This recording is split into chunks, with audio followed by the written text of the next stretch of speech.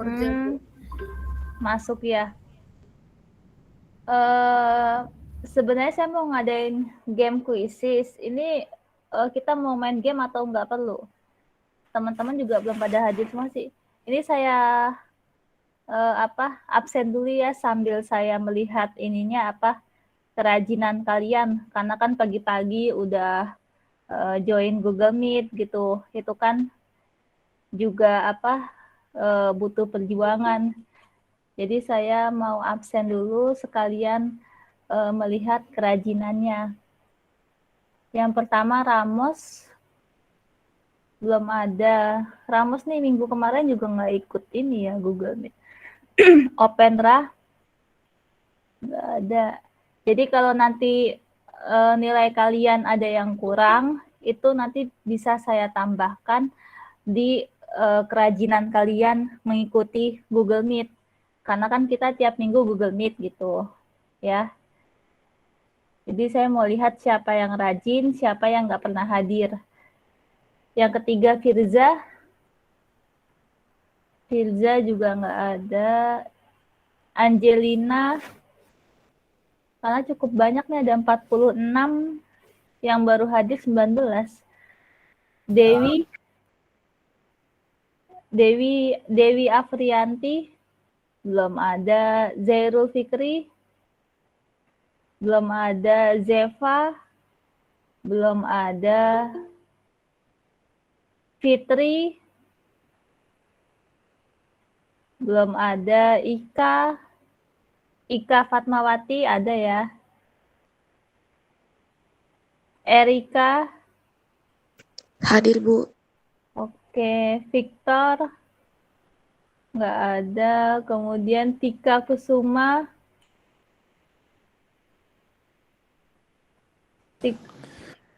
Bu, maaf Bu, tadi keluar sendiri Bu. oh iya, Zairul Fikri. Oke. Victor, pokoknya yang penting kerajinan kalian dulu nih ngikut Google Meet buat nambah nilai ya. Tika Kusuma, Listia Ayu, Hadir, Bu. hadir. Gus Tommy, minggu kemarin juga nggak ada nih. Sekar Ayu, belum ada. Rizky Ayu, Hadir, Bu. oh iya, Rizky Ayu. Mira Mardianti, Masih di jalan dia, Bu, kerja. oh oke deh. Iya, kita emang pagi banget ya, jam 7. Elvira Indira, Elvira juga ini ya. Selanjutnya Ainur Hopipah, baru join. Oke. Dini Mufliha, belum. Intan Karina, belum. Sandy Rahmadewi, Hadir, Bu. oke. Cynthia Eka Pratiwi, Hadir, Bu. hadir. Rahmadani Dia, belum ada. Erlina hadir. Hadir, Bu. Iya. Efrem, belum. Anggita Widya, Hadir, Bu. hadir. Lenita Febriani, Hadir, Bu. hadir. Juan Graceo, belum ya. Meli, Hadir, Bu. oke. Karen Hadir, Bu. Stefilian, oh ya hadir. Haza Nabila, Hadir, Bu. hadir. Febetri, nggak hadir. Minggu kemarin juga nggak ada nih. Tania Sukma, hadir ya. Selanjutnya Nini Mulyani, belum ada. Valencia Laurenza,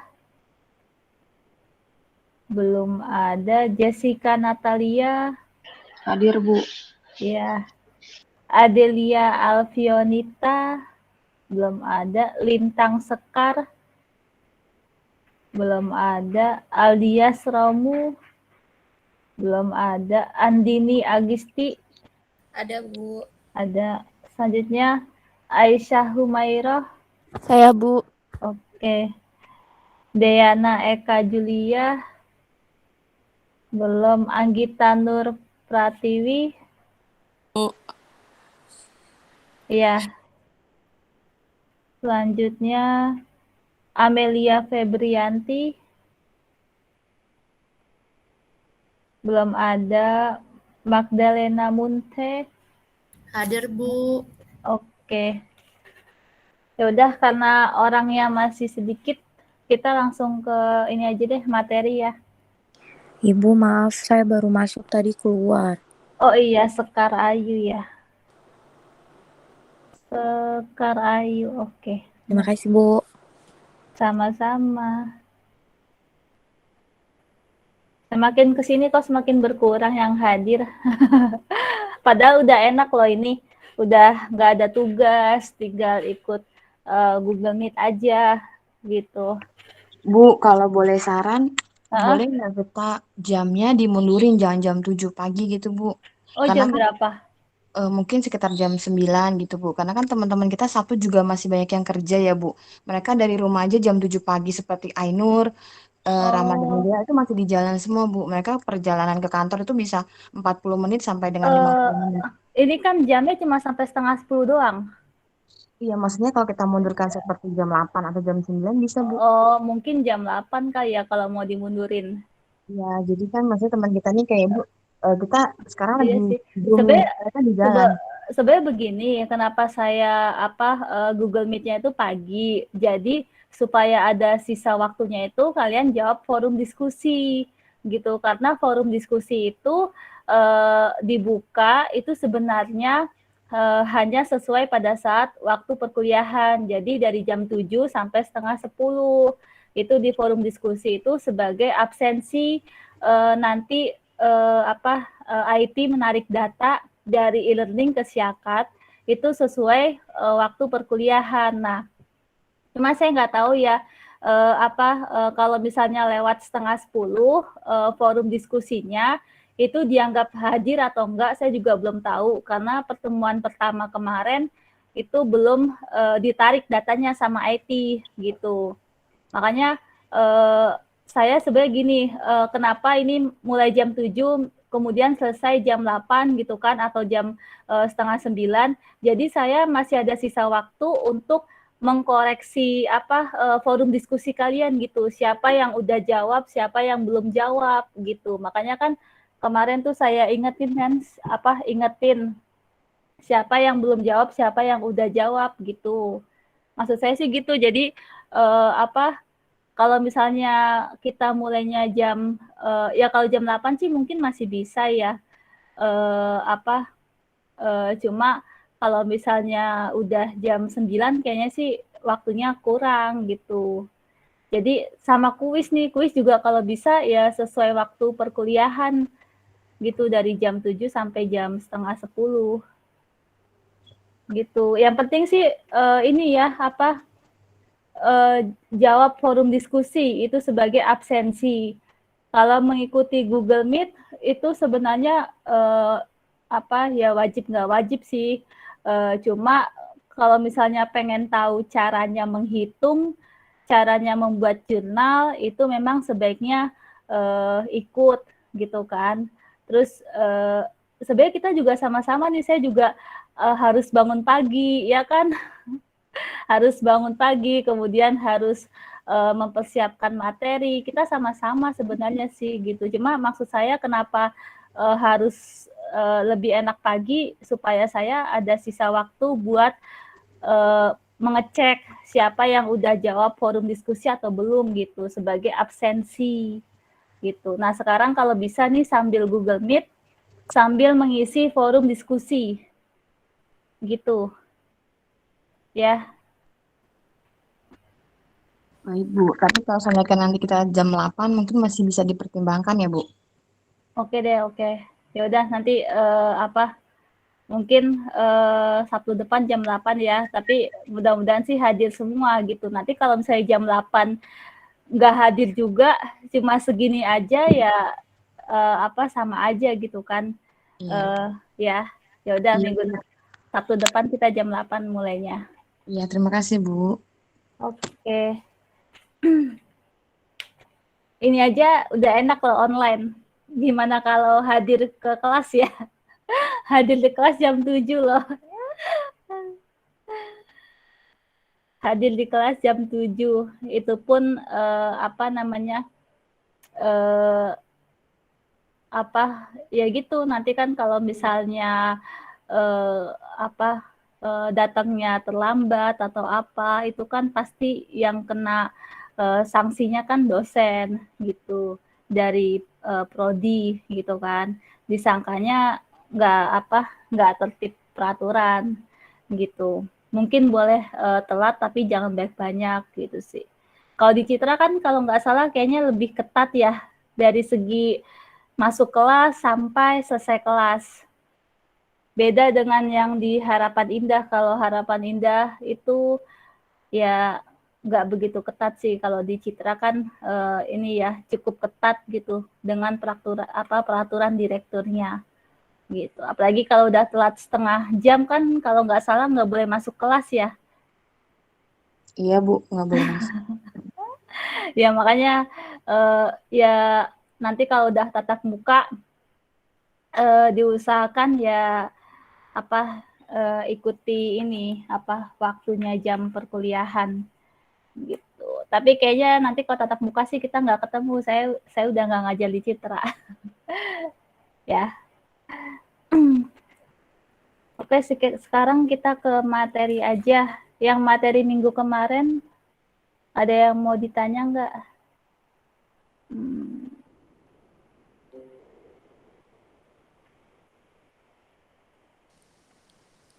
Belum ada sih, Bu. Oke.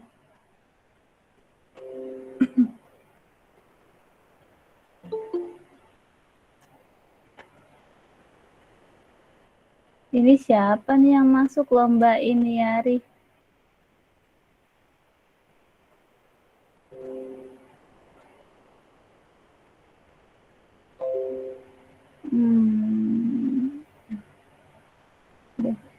Satu.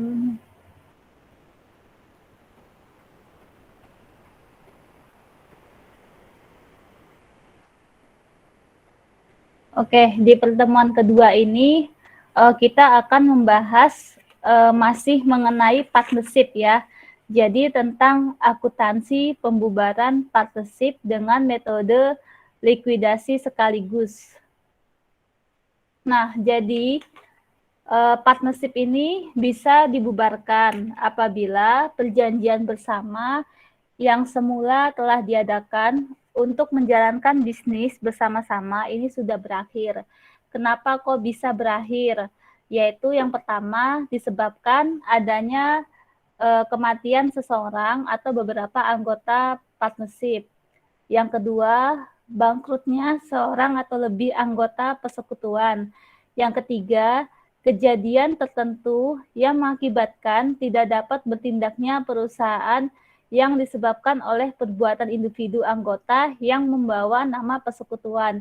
Kejadian ini misalnya kejadian yang terkait dengan utang. Jadi misalnya ada salah satu anggota yang melakukan pinjaman gitu kan.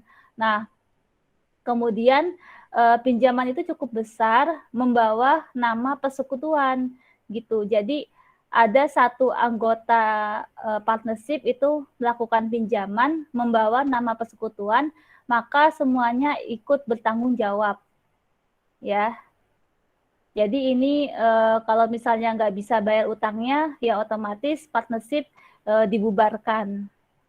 Selanjutnya ada perang di dalam negara dari anggota persekutuan dan berakhirnya jangka waktu yang telah ditentukan dalam perjanjian atau sudah tercapainya tujuan persekutuan.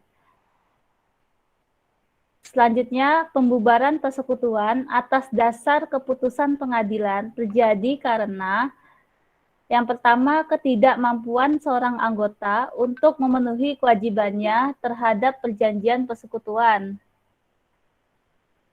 Selanjutnya, tindakan seorang anggota yang mengakibatkan tidak ada keserasian dalam usaha yang sedang berjalan. Selanjutnya, perselisihan internal di antara anggota, kemudian tidak mendapatkan keuntungan secara berkesinambungan dari usaha persekutuan. Selanjutnya, alasan yang lain yang mengakibatkan pembubaran seperti adanya kecurangan atau penyajian yang keliru di dalam pembentukan formasi persekutuan. Nah, jadi likuidasi persekutuan itu artinya menurut Becker 2011 adalah berhentinya kegiatan operasional perusahaan atau pembubaran usaha secara keseluruhan dengan menjual sebagian atau seluruh aset perusahaan, membayar semua utang pajak, melunasi kewajiban kepada pihak ketiga, dan sisanya dibagikan kepada para sekutu sesuai dengan rasio laba rugi.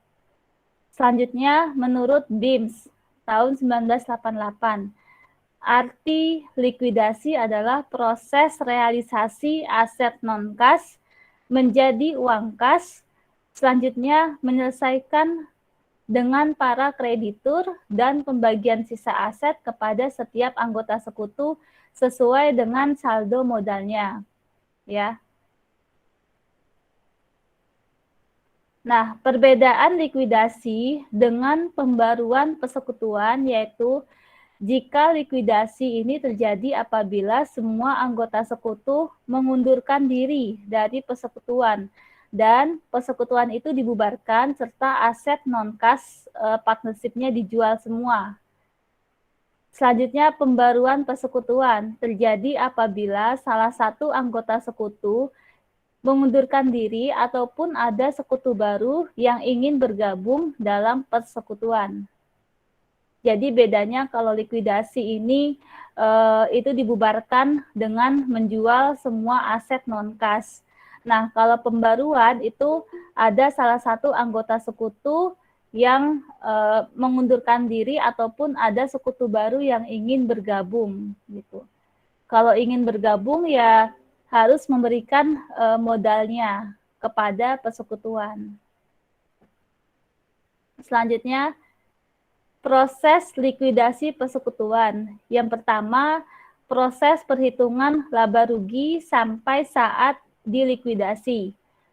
Proses ini dijalankan apabila likuidasi yang dilaksanakan tidak bertepatan dengan awal atau akhir tahun, sehingga butuh diketahui mulai awal periode sampai pelaksanaan likuidasi perusahaan mendapatkan laba atau mengalami kerugian. Laba rugi ini dibagikan kepada para anggota sekutu sesuai dengan proporsi pembagian laba ruginya yang ada di dalam perjanjian persekutuan. Selanjutnya, proses realisasi, yaitu proses mengubah aset kekayaan non-kas milik persekutuan menjadi uang kas.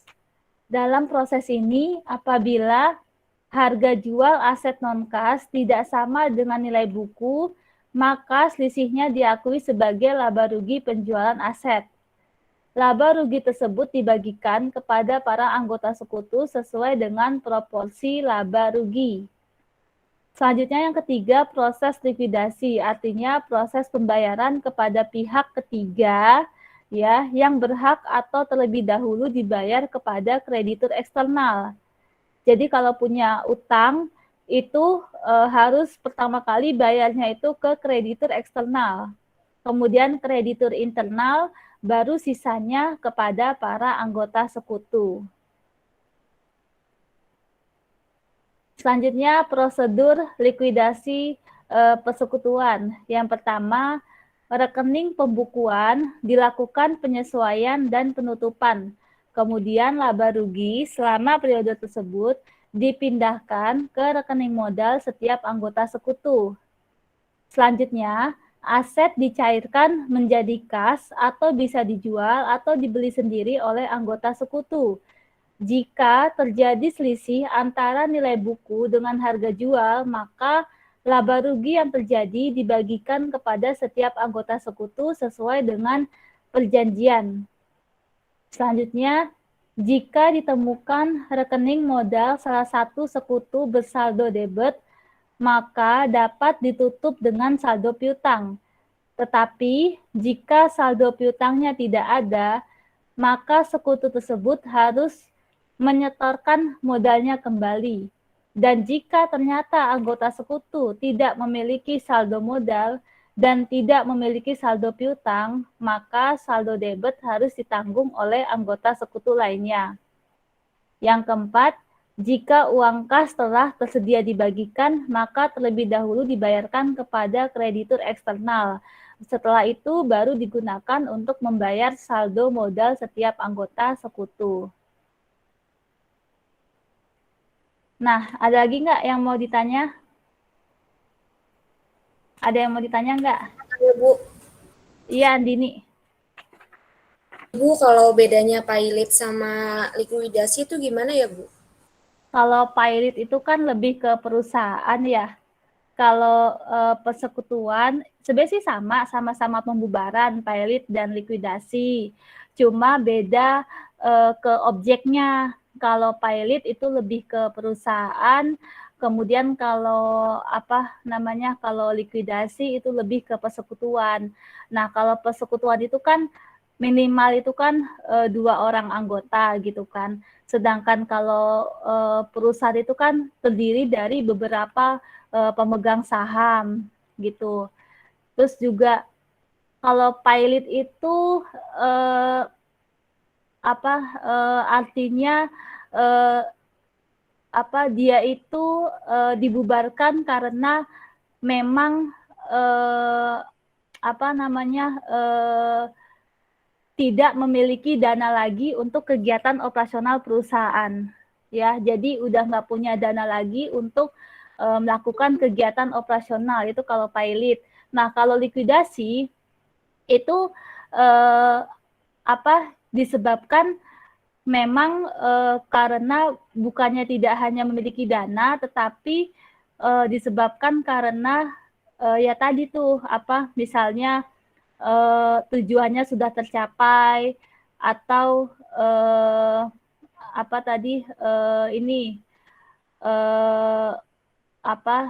sesuai jangka waktu yang ada di perjanjian gitu, atau sesuai labanya misalnya udah tercapai 1 miliar.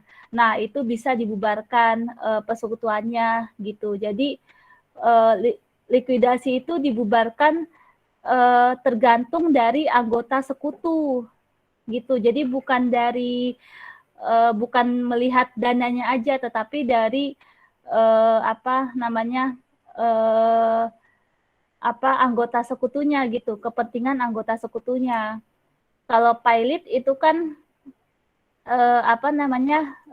memang benar-benar sudah nggak ada dana, kemudian sudah utangnya banyak, mungkin asetnya juga sudah tidak bisa menutupi utangnya gitu.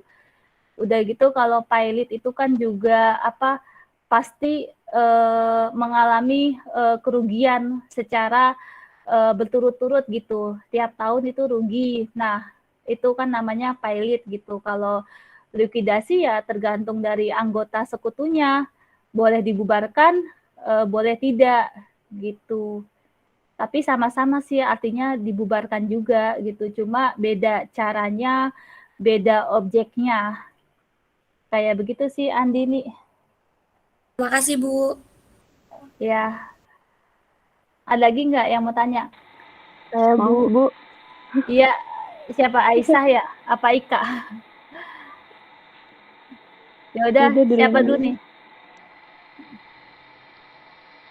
Siapa dulu, Aisyah atau Ika? Saya dulu deh, Bu. Oh ya udah, Aisyah dulu. Saya mau nanya, Bu, Iya. perbedaan kreditur internal dan kreditur eksternal. Perbedaan kreditur internal dan eksternal. Kalau kreditur internal itu misalnya ini dalam persekutuan atau dalam perusahaan nih? Dalam persekutuan, Bu. Oh, dalam persekutuan. Jadi misalnya nih, ini kreditur internal ya, internal dulu. Misalnya anggota sekutunya, misalnya nih ketua sekutu itu punya modal lebih banyak. ya.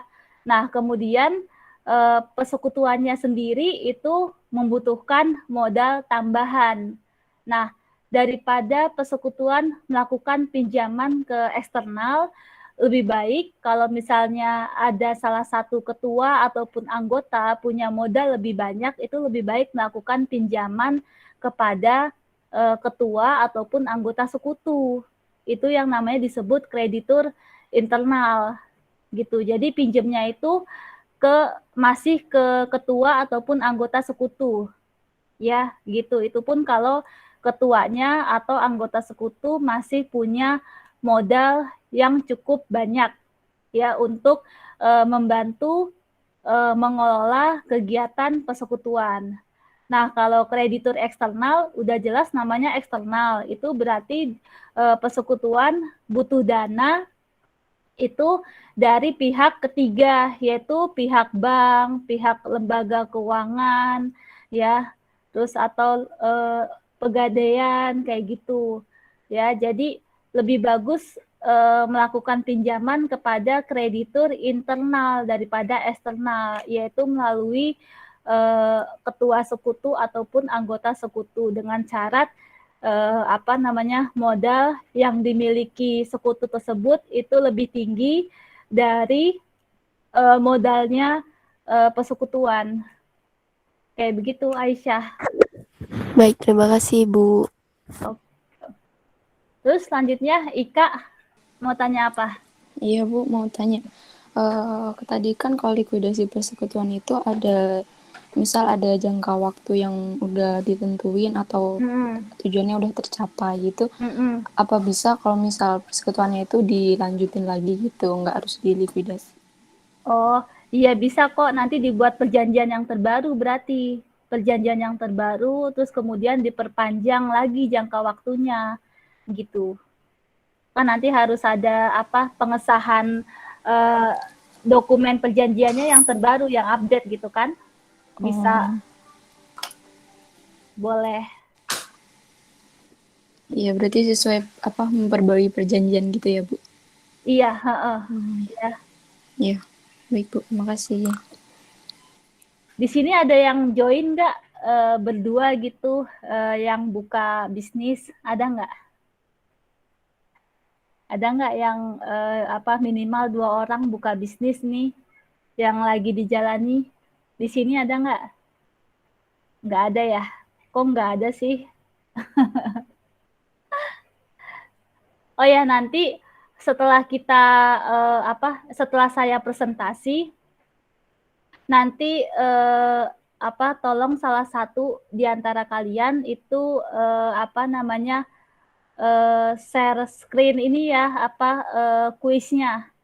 Jadi kita mengerjakan kuisnya bareng-bareng. Gitu ya. Dan kalau yang nggak hadir ya nggak tahu jawaban kuis berarti. Nanti setelah saya selesai presentasi. Jadi tolong ada yang ini ya, share screen, ada yang presentasi, maksudnya kita jawab sama-sama kuisnya. Ya. Baik, Bu. Kalau bisa sih ada yang pakai laptop, jangan semuanya pakai handphone. Jadi biar bisa presentasi, bukan presentasi sih, biar bisa jawab kuis sama-sama. Kita lanjut lagi ya ke metode likuidasi persekutuan. Di sini ada 2. Yang pertama, likuidasi sekaligus. Artinya pembagian kepada para sekutu dapat dilakukan setelah semua aset direalisasikan sehingga dapat diketahui berapa laba rugi realisasinya. Yang kedua, metode likuidasi bertahap. Artinya pendistribusian kas kepada sekutu pada saat tersedianya kas selama proses likuidasi atau pembayarannya membutuhkan waktu beberapa bulan atau periodik dalam penyelesaiannya. Nah, kalau untuk minggu ini itu kita akan membahas metode likuidasi sekaligus. Nah, minggu depan kita akan membahas metode likuidasi bertahap. Nah, nanti kalian tinggal memilih menurut kalian metode mana yang lebih mudah dipahami gitu. Nanti itu dijadikan soal UTS ya. Jadi pilih antara metode likuidasi sekaligus atau metode likuidasi bertahap. Nah, ya sekarang yang kita pelajari metode likuidasi sekaligus. Jadi di sini ada persekutuan, namanya ATM, terdiri dari anggota sekutunya, namanya Andi, Tina, dan Manto. Kemudian 4 tahun setelah pendiriannya menyajikan laporan posisi keuangan. Laporannya ini sebelum likuidasi, dengan rasio laba rugi dibagi dengan proporsi 2:3:5. Ya, jadi di laporan posisi keuangan atau neraca itu di sini tersedia dari aset terdiri dari kas, aset non kas. Kemudian dari liabilitas terdiri dari utang dagang, utang kepada mantau. Nah, ini utang kepada mantau ini namanya kreditur internal. Ya, ini namanya kreditur internal. Berarti persekutuan ini ada melakukan pinjaman kepada kreditur internal, yaitu anggota sekutunya bernama Manto. Selanjutnya ada modal Andi, modal Tina, modal Manto. Ini di bagian ekuitas. Jadi harus balance ya, total aset sama dengan total liabilitas dan ekuitas. Selanjutnya pada periode tanggal 31 Desember 2019 bahwa sekutu bersepakat untuk melikuidasi persekutuan ATM dengan likuidasi secara langsung karena realisasi semua aset non-kas dapat dilakukan dengan segera. Jadi di akhir tahun 2019 itu anggota sekutu semuanya sepakat akan melakukan likuidasi persekutuan ATM. Ya, dengan menjual semua aset non-kasnya. Selanjutnya, hasil realisasi digunakan untuk membayar utang kepada pihak eksternal. Setelah utang kepada pihak eksternal telah lunas dan apabila ada sisa kas, maka dibagikan semuanya kepada para sekutu sesuai dengan hak para sekutu. Jika kas yang tersedia setelah realisasi dan pembebanan biaya tidak mencukupi untuk membayar utang kepada pihak eksternal, maka sekutu yang solvent yang membayar utang terlebih dahulu bila utang kepada pihak eksternal telah lunas dan jika terjadi ada sekutu yang bersaldo modal debit setelah kompensasi, maka sekutu tersebut menyetorkan kas ke persekutuan pada saat tidak ada kas di persekutuan. Nah, ini sebenarnya lebih enak di Microsoft Excel ya. Nanti saya kirimkan format Microsoft Excel-nya gitu. Ini udah saya print screen. Jadi gini. Ini pertanyaannya, apabila jika semua aset non-kas hanya dapat direalisasi sebesar 1,3 miliar. Maka bagaimana cara menghitung laporan likuidasi persekutuan dengan metode sekaligus? Yang pertama, kita membuat persamaan akuntansi. Ya, jadi membuat kolomnya itu sesuai persamaan akuntansi. Yang pertama aset itu terdiri dari kas, aset non-kas.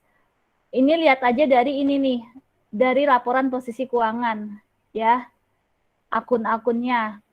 Liabilitas ada utang dagang, utang kepada Manto, kemudian ekuitas ada modal Andi, modal Tina, dan modal Manto. Nah, ini proporsinya, nih proporsi laba ruginya untuk modalnya Andi 20%, modalnya Tina 30%, modalnya Manto 50%. Nah, cara menghitungnya, yang pertama, saldo awal sebelum likuidasi di awal tahun. Ini diambil dari laporan posisi keuangan, dari soal. Ya, ini saldo awal nih, 1 Januari. Jadi kasnya 100 juta, aset non-kas 1,4 miliar, utang dagang 500 juta, utang kepada Manto 400 juta, modal Andi 300 juta, modal Tina 200 juta, modal Manto 100 juta. Jadi ini harus balance. Asetnya 1,5 miliar, Kemudian liabilitas ditambah ekuitas itu juga harus 1,5 miliar. Yang pertama ini saldo awal. Selanjutnya yang kedua, realisasi aset. Tadi kan di sini cara likuidasinya dengan cara menjual semua aset non-kas ya. Nah, di sini realisasi aset ya. Berapa realisasi aset non-kasnya? Ini dari soal. Dari soalnya ini aset non-kasnya terjual realisasinya 1,3 miliar. Nah, kemudian di saldo awal berapa aset non-kasnya? 1,4 miliar. Berarti ini untung apa rugi? Rugi. Rugi ya, karena kan kita punya 1,4 nih. Ya, kita punya 1,4 miliar, tetapi kita dapat uang tunainya 1,3 miliar. Berarti kita mengalami kerugian sebesar 100 juta. Nah, kerugian ini harus ditanggung oleh semua anggota sekutu. Ya, ditanggung bertiga sesuai proporsi laba ruginya. Jadi kalau modal Andi ini 20% dikali ruginya 100 juta, maka menanggung 20 juta. Kemudian yang si Tina juga 30% dikali ruginya 100 juta, maka menanggung 30 juta.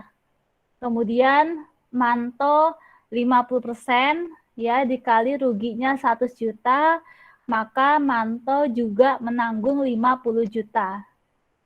Jadi semakin besar proporsi modal proporsi laba ruginya, maka semakin besar juga kerugian yang harus ditanggung ya.